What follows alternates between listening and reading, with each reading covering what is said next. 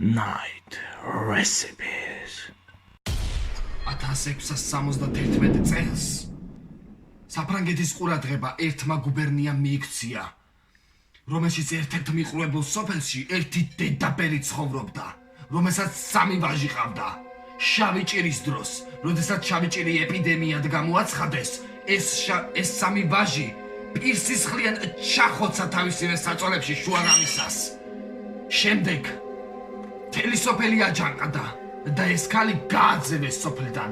ქალი ერთ-ერთ აია სოფიას ბაზილიკას მიადგა, რომელშიც 13 მონაზონი ატარებდა წირვა-ლოცვას.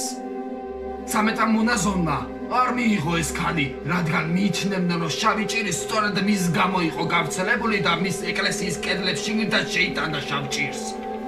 ამის გამგონე დედაბერმა ზაკრული გეგმა დაისახა.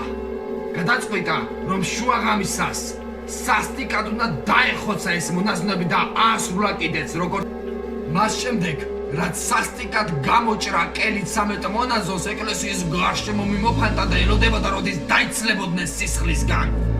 შემდეგ ბაზილიკაში შევიდა, ძალაუფლების აღნიშნული ბეჭედი გაიკეთა ტიტზე და უმაღლესი ეპისკოპოსის ტახტზე დაჯდა. ამ ბეჭდის მიღებით მონაზონს დიდი ძალაუფლება ჩაუვარდა ხელში. მონაზონის შეცდომით არ მithქვამს, მაგრამ ამ ძალაუფლებას მართვა სჭირდებოდა. მას სჭირდებოდა 13 მონაზონის გალობა, მაგრამ ისინი უკვე დიდი ხნის მკვლელები იყვნენ. ამიტომ მონაზონს საშინელი ხმები ჩაისმა.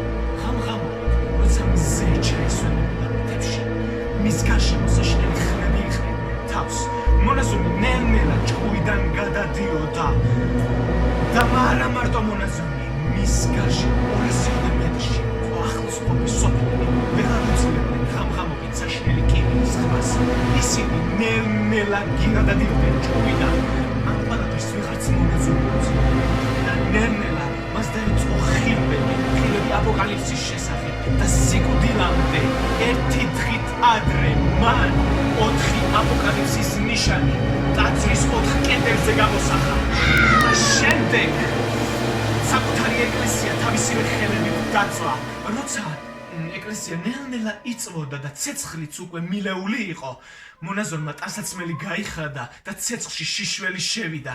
მთლიანად დაიფერფლა და მის ფერფლზე აგებულია დღესდღეობით უდიდესი ტაძარი, რომელსაც წმინდა პეტრეს ტაძარს უწოდებენ. პეტრეს ტაძარი ამშვენებს საფრანგეთის ქუჩებს. მაგრამ ეს მშვენება მხოლოდ პირობითია. მის კედლებში საშინელი ბოროტებაა ჩასაფრებული. ზუსტად ეს 4 მხედარი იცავს ამ ბოროტებას, რომ მთლიანად კედლების გარეთ არ გამოვიდეს და მთლიანი პარიზი არ შეშალოს და არა მარტო პარიზი, ის მოიცავს მთელს მსოფლიოსაც. მაგრამ მაინც ახერხებს ბოროტი მონაზონის ძალა ამ კედლებიდან გამოსვლას და ნელ-ნელა ქუჩებში დაიარება.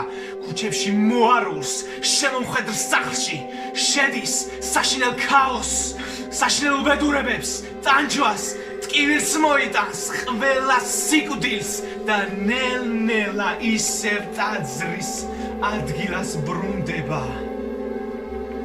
და თუ ოდესმე პარიზის ქუჩებში მოხვდებით და საიდანღაც მონაზონის განწირული ყვირილი შეგაწუხებთ და არ გეგონოთ, რომ რომელიმე ტაძრიდან გალობა ისმის, ეს ისტორია გახსოვდეთ.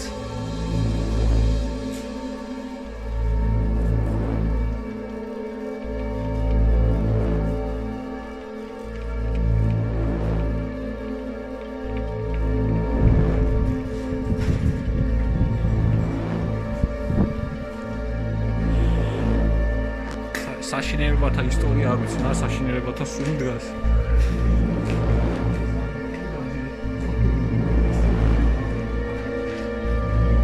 გავიყვანა გარეთ ისე ვიქნებოდ შემოვიდოდი.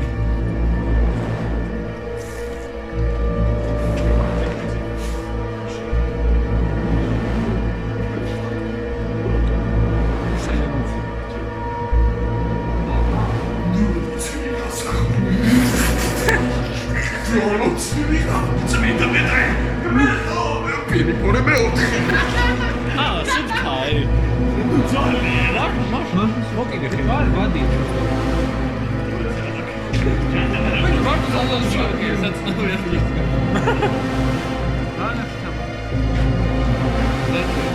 Dajcie chętnie.